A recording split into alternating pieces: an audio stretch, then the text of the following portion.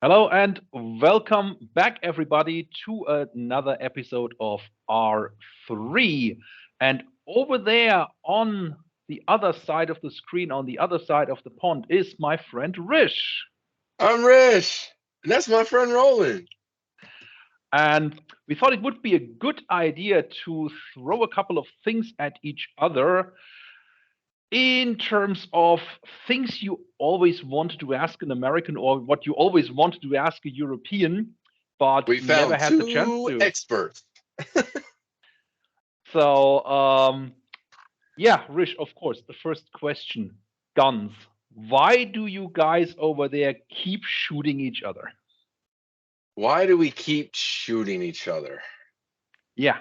Well, it's honestly, I don't know.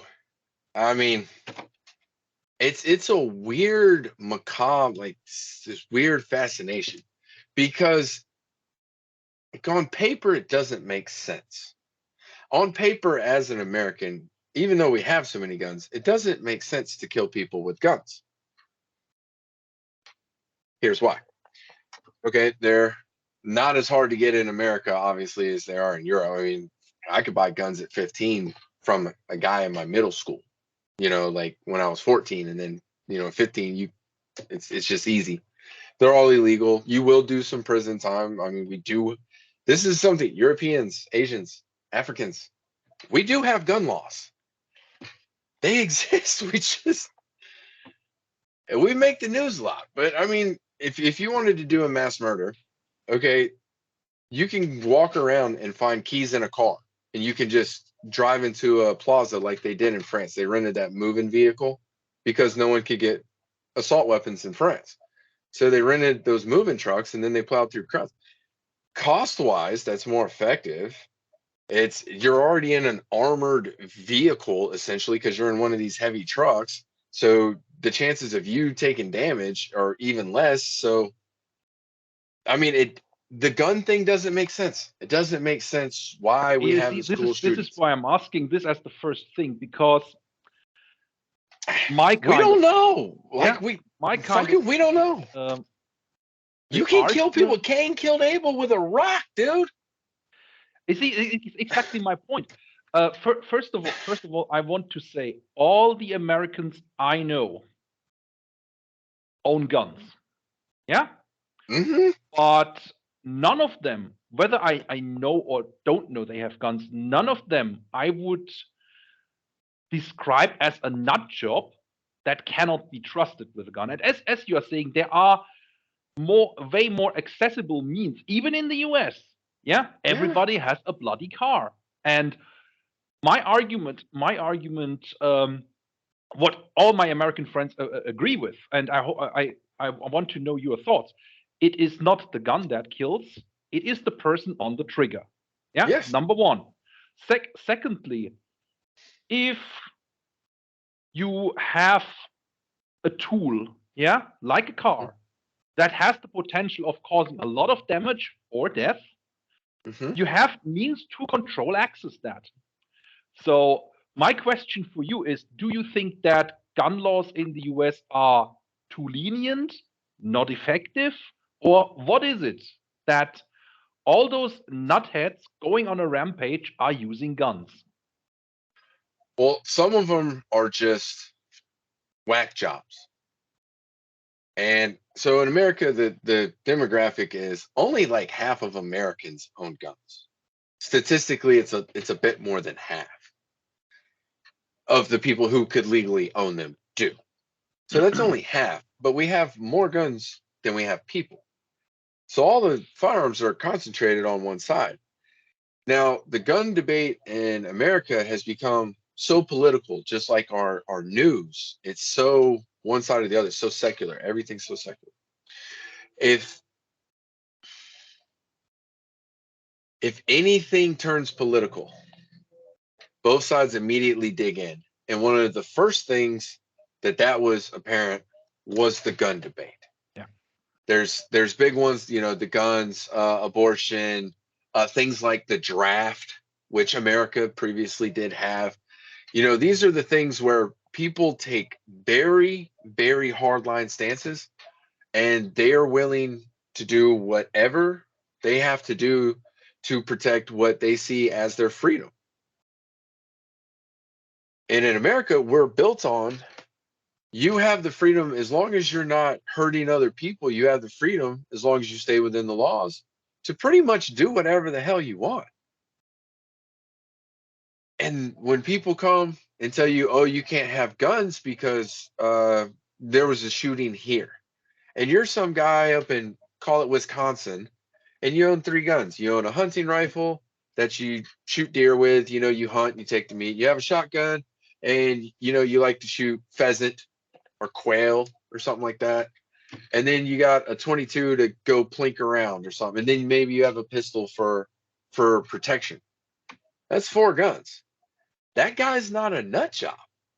And when he sees a political argument where it's let's take away all the guns from people who have them, not from the criminals. Let's take away all the guns from people. I mean, this guy's got 4 guns and they're acting like he's got 4 guns. He's a nut job. But if you want to hunt a deer at range, you cannot use a shotgun. It's inhumane. You're going to miss. And if you do hit it, you're only going to wound the animal. That just causes pain and suffering. But see how quickly you can get to 4 guns? Maybe a nice little 22 just to plink, just to target practice, maybe show your kids gun safety. Cheap ammunition, a shotgun because it's multi-purpose. It can also be home defense. If you have cattle or any livestock, I mean, hell, they still let the farmers in the UK have shotguns, and that's one of the biggest, gun controlled states there is. Oh yeah. But they let the farmers have a shotgun just because it is a tool. It's not a murder weapon until a hammer is a hammer. Until I decide I'm going to pick up that hammer and I'm going to bash your brains in. Now it's a murder weapon. I think that is a big part of the debate. But how quick did we get to 4? It's often ignored. Yeah. But that's not crazy. Look how fast we got to 4. That was quick. But since you mentioned the UK, for example, a fun fact for all our international viewers, you can legally own a crossbow here in the UK. It's a fully legal weapon. So the problem I see is the debate about sense is not really happening. As you said, there is people digging in on both extremes of the equation. Another fun fact, for example, I can't legally buy a knife in the supermarket and walk home with it without having the bloody receipt on me and having a very good explanation why I'm taking that knife home. In practice, no one's ever going to stop you and ask, what the heck are you doing with that knife, right? But for example, I don't know, around London, they might ask what you're doing with a knife. Well, it depends. Well, first of all, depends on where you are. But I'm just saying, in general, I never had an issue with that kind of thing. I just find when I did read up on that law. Yeah, I did read up on that law. There's a lot of provisions in there, how big that knife can be, that you can basically just take a knife that is not legal, so to speak. You can just buy it when you are, I think, 18. Don't quote me on that, and take it home, and that's where it stays. Yeah, and really, this is a kind of thing. Why do we not trust people with what is essentially a tool? Yeah, I think it's more obvious with kitchen knives than with guns. But I think for me as a German living in the UK, it's 2 countries that are much more restrictive than the US with gun ownership. Yeah. Mm-hmm. So another fun fact: one country in Europe with a very high gun concentration and a very low rate of gun violence. Any ideas, Rish? Switzerland. Yeah. Everybody who did military service has the right to take their bloody gun home, and a lot of people do it. Yeah, but you don't see Switzerland in the news that somebody is going crazy. So for me, it is an issue, and maybe you can confirm that, is that are people that are having mental problems. Yeah, they don't have access to enough or any help at all in the US. There is no mental hospitals, so if you want to use that term, and a lot of people that should be. Yeah, we do. We have tons of mental hospitals. Yeah, then why Yeah. are these? Well, This is what I don't so understand. take the Why are U.S. so Take many the people well, you use doing Switzerland. that kind So of stuff? take the U.S. and Switzerland. If you were exposed, I have not watched the Swiss news. Disclaimer, but I bet if I watched the Swiss news for a month and then I watched American news for a month and it was the same month, I bet I would have a vastly different takeaway from the outlook that's being projected to me from the media on life, on how things are going, world events. That's why I like the BBC. It's more facts than politics. Here it's all politics. So that's part of the reason why I think there is such the huge mental health problem in America is because look at everything. I mean, constant wars. There's always trade. There's people, oh, US, come save us. Oh, the US, that guy's a bully. Go hit him. Oh, you hit him too hard. You're horrible. I mean, like, damned if we do, damned if we don't. We have all these problems in our political system. We Americans in general hate our government. We hate our leadership. We don't think it's effective. We think, these guys are all crooked, these gals. And it's honestly, it's really depressing. And then throw on top of that, I mean, one of the most widely alcohol abusing countries doesn't help. Jim Jeffries would say, sometimes you're happy, sometimes you're not. I mean that It's that just is. depressing.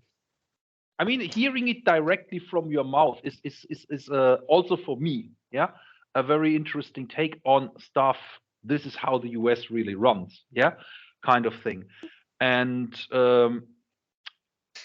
really, one thing that just stood out for me, or two things actually, from what you just said, is over information. We have too much access to instant information, yeah. When somebody, whoever, yeah, is breathing in the wrong direction, you can bet it's on some social media channel, some news channel, or whatever. But Yeah, it's never information without an attached opinion and exactly. presented biasedly. You see, that is the second thing is there is in my opinion, a lack of, not only in the states. I think this is a general observation I have made. Is there is a lack of ability to filter, to acquire, filter, and analyze information in a factual way. There's always some form of emotion or bias attached to it, and I'm prone to it myself. I openly admit it. I do have my preconceived likes, yeah, if you Yeah. wish, and No, I everybody does. process It's across our information. whole Yeah, species. yeah. The thing about what strikes me about what you said is this kind of thing seems to be in America. In Americans, they have maybe a very idealized version of this is what the American life should be. Yeah, maybe call it the American dream if you want. Hmm. And people see every day life is shit. Yeah, Hmm. maybe not that But extreme. we That's were raised to believe fundamentally to our core that things are supposed to be the best here. yeah. That is a core indoctrination into being American. It's one of the things that just oozes out of us is, well, until recently, it's just the pride that we had in our nation, in our country, and what it meant. And now we don't have that because I mean it feels like the fabric of our country is just eroded, and it's not all these hot button. Everybody's, oh, you're finally getting woke. These people aren't woke. They're not. They're just, everyone wants to be the loudest in the room. Everyone's a fucking idiot. What I see about this whole thing is a lot of these people with an agenda have not thought their thing through. And when you confront them with the realities of what they are saying, is in other words, as you said, they shout very loud and they want to have a debate, but only until the point where you say, well, wait a second. That is not the debate they want. The debate they want is you repeating out of your mouth what comes out of theirs. And that is not a debate. And putting forward and going with the thought about what you said, there is a disconnect, and maybe people can't even grasp it, can't even put a finger to it. There's a disconnect between what they imagine, the image of life, what they have, and what they see around them. And as a mental health first aider, I can see these disturbances, however small they are. Yeah, I keep saying the people that come to study here, the first shock that they get is when they step out of the plane, when they step out of the airport, and it's 20 degrees colder than what they are used to at this time of the year in their home country, and they don't realize that. So, and just to complete that sentence, it's one of the things that I try to do is to raise this awareness for other people. That's, look, this is how this experience is. Yeah, and believe it or not, all these small things that happen all around you all day long, they do pile up into a situation that you are not happy with. Yeah, and yeah, I mean, going over from going over from that to finish and to finish the gun thing is your take on, yeah, gun laws, gun restrictions, and stuff. How do you as an American who Okay. owns guns, Okay. how do you They feel? don't work. Look, it will only work if the laws are enforced. We have perfectly good laws, but we also have things. Okay, so look at Chicago, nicknamed Chirac. A little rough. You look at videos, these guys got rocket launchers, they have full on military gear, they got machine guns. They see each other in the street, it's open battle. It's on our news. Like, it's not even a new thing. It's just, like, they only say it like when a bunch of people die now. And it's gangs fighting gangs. And Chicago has some of the strictest gun laws in the nation. You can't have a gun in Chicago and all this other stuff. All the criminals have guns. All the gangs have guns. There's a DA in Chicago who was in the news a couple months ago, and I'm sure they've taken it down by now, but there was footage on the internet where you can see two rival gangs gun battling on the streets of Chicago, just openly in this neighborhood, banging it out, and you could identify several members from both gangs. The DA said, nope, mutual combat. We're not arresting anybody. But see, the reason why they do that is because if they put all these gangbangers in prison, if they enforce these gun laws, then they're affecting their base, because they've effectively created modern day slaves. The Democratic Party was. Democratic Party has created modern day slavery, where they keep you in squalor, they keep you from ever getting ahead, and they keep you a slave, and you have to pay that vote. You want that unemployment, you want that Section 8 housing, you just had another kid, you need another stamp. Well, if you vote for the conservatives or for the Republicans or a third party, they're not going to look out for you. We're the only one looking out for you. Whereas the other party tries to create jobs and tries to get people into the workforce, drag people into the middle class, because I'm in the middle class. The middle class is struggling. We're just bearing the brunt of everything, and we've done it for so long. But less and less people are moving to the middle class, further and further slipping down. And then everyone has a gun that's not supposed to, and the cops don't arrest anybody, and the DA doesn't care that you're shooting guns at each other in the middle of the fucking street. It's Chicago. It's nicknamed America's Second City. Yeah. It was the New York after New York. You see, how I look at these things, there is So so yeah, we much. got laws, but enforce them. Yeah. One of the things is, I mean, the concept of wage slave. Yeah. Is something that I have come across not only in regards to the US, but as a concept across the world, really. And what I find so, how do I say that? I would regard myself as middle class. Yeah, maybe upper middle class if you want to make that fine distinction. But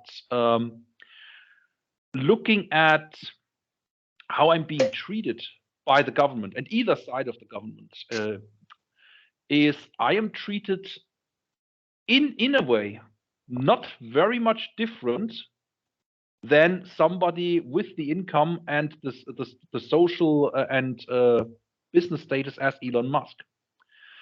So, Okay. and for me, a question is, so what the Democrats are in the US, you could say, is labor here.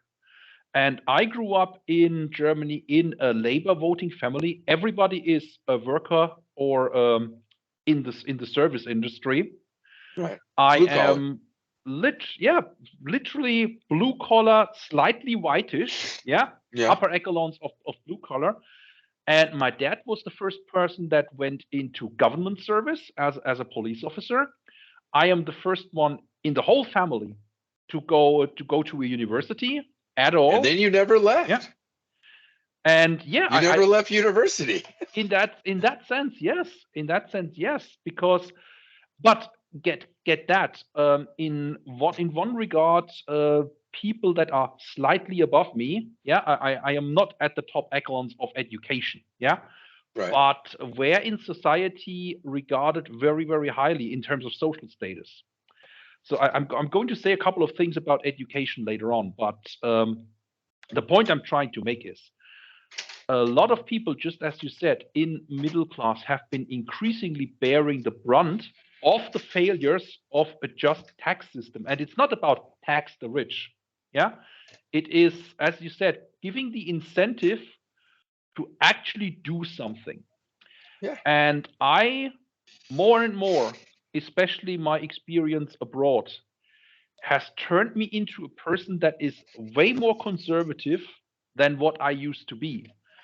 And I look at both sides of the debate and spoiler alert, I don't feel represented by either of the parties. Yeah. But where I say I have Yep. a much stronger overlap with the conservative side of the debate, if it was a real true conservative side and not an elitist party trying to look out for itself and its base clientele. Yeah. Um, true conservatism, true republicanism in the US is exactly like you said, giving people the incentive to do something for themselves, which then filters down into government revenue for redistribution, yeah, for keeping the Yep. government running, but More also jobs, with the more caveat, taxes. not only more jobs, more taxes. It really, if you have a broad salary base in the middle class, you are good tax system wise. Yeah, Mhm. it's, I keep mentioning the name Thomas Sowell. Yeah, and you wouldn't believe if you just read that stuff, you would be thinking this is a typical educated redneck just putting it out there. Yeah, but no, this is a black man born into a black family that rose to the top of his profession. I mean, there's not much higher he could go. Right. And I'm someone I'm looking at that, and the person that has every opportunity to shout victim, yeah, is saying, no, we are not victims. You are just Yep. lazy, yeah, Huh. or what? He's not using the term lazy. Yeah, laziness is only one factor that contributes to failure. Yeah, there is so many factors in success, and he's mentioning. I think I mentioned it before. He's mentioning a long-term study about very intelligent people and their progress through life. And he found out, despite everybody being so intelligent, there's a vast difference in outcome. So the same thing, and I want to move forward to well, my take on, we've gone off a tangent here again. My take on guns and gun ownership. I am pro responsible gun ownership. Means I have absolutely no problem with guns in the hand of people that are not going out there and just living out their social insecurities, if you want to Yeah. call it that. Yeah? Because again, if let's just look at it from a deterrent perspective. If you know everybody around you is potentially armed, potentially very skilled with their weapon, and will be able to defend themselves if I do something that I'm not supposed to do.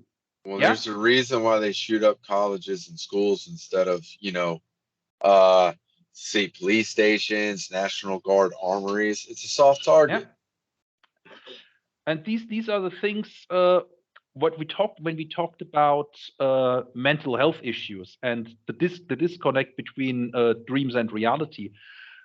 Your take on health insurance in the US? Health Please. insurance in the US, the system is totally screwed. And we need not an overhaul. We need to hit the reset button, like red button. Our healthcare system needs to be nuked. It needs to be killed with fire. There's no reason that our GDP should be this high and people can't afford to go to the doctor. It's complete and utter bullshit, and it won't change because the insurance companies and big pharma and the government are all sharing pocketbooks and checkbooks. So nothing's going to change. But I hate our healthcare system. I think it's abysmal that we're, the one of the most technologically advanced countries, in the world, where as Western as a Western nation can get. And oh god, I lived in Canada. Like, yeah, you got to wait to go to the doctor, but if you're sick, you just go. It's not. How am I going? Is this going to be a life changing? Like, oh, now I can't get a vehicle, or oh, now I have to ride the bus, or oh, now I can't go out to eat this weekend, or I have to cancel plans because I got an infection and I just need some simple antibiotics. That'll be $3,000, please. It. I hate them. I hate them so much. I mean, from my side, on the other side of the pond, the British healthcare system is having its issues. Yeah, for very different reasons, not related to money as a primary reason. Um, it has been very often said that communally financed healthcare is at the end of the day cheaper for everybody involved than individual insurance between you and an insurance company. Mm-hmm. Because at the end of the day, even under the most favorable circumstances, there is few insurance companies, and you are one person. So you go to every insurance company and say, "Well, this is what I want." Well, it will be $3,000. Yeah. The Yeah. next insurance company says, "Well, I want 3,500." Yeah, you're getting my drift. They decide the price. Whereas in a community-based healthcare system, so a social insurance, if you want, is at the end of the day, where the government says, "Well, dear health insurance," there is several health insurance provider for that thing, and it is in our interest to have the best possible care for the least cost possible. Yeah. Yeah. See, we did the dumbest thing possible. We we got these insurance companies, and the insurance company said, "We have all these people. We need cheaper rates for our people so we can make more money." The insurance or the hospital said, "No, that's BS." And the insurance company said, "Well, we'll tell our 10 million members that your hospitals are no good." And they went, "Okay, we'll give you a price break," but they didn't.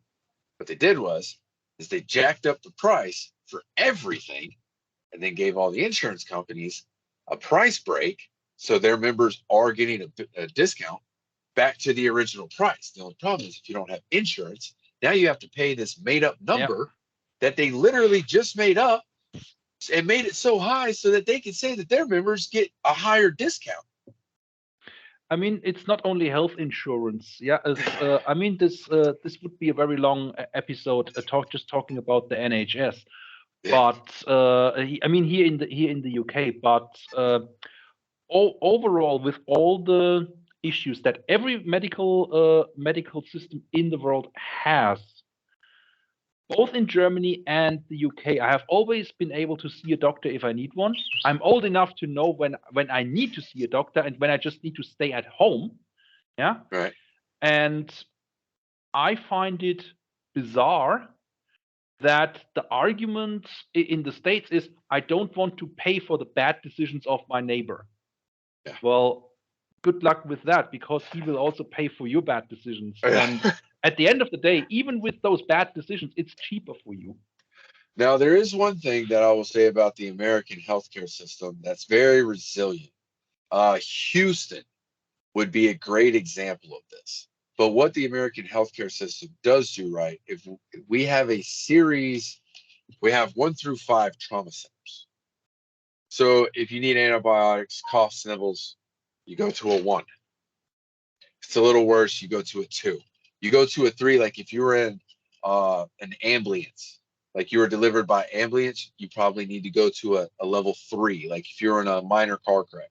If there was a major car wreck where they had to, cut the car out from around you, then you go to a trauma center 4.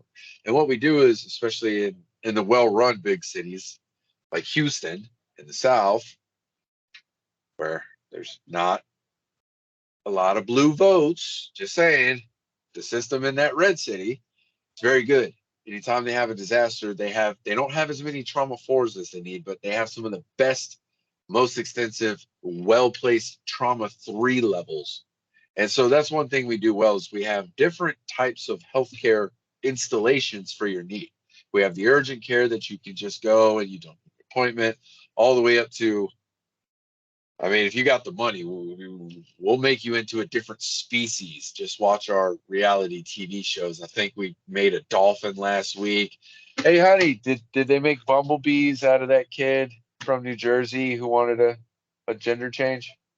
Anyway, just saying, we can get you any kind of medical treatment you want, but you got to go to the right trauma center. So our insurance is screwed up, but as far as our healthcare system, we have a very robust system. Just the way to pay for it is fucked. Yeah. Just to close. Nurses are great. I love our nurses. I love our doctors. Yeah, they're you are not married. the problem. Careful.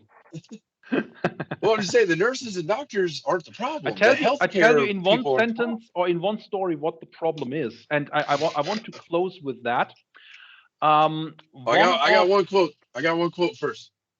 Okay, go I'll ahead. let you close. Here, let me get this. They say, if you're not a liberal when you're young, you're heartless. If you're not conservative when you're old, brainless, and you're an idiot. I've been heartless my whole life. Bring us to the break, Johnny. Right. What I want to say about the American healthcare system and how fucked up a lot of things there are is I know a person. I went to school with a person that was in an American hospital for a major issue, and it cost her insurance $150,000. Okay? Yeah. Yeah. She was in the room, the lady was in the room with a person that had exactly the same thing, exactly the same treatment, and her insurance only paid 70,000. So the bill was 70,000 for that person and 150 for the other.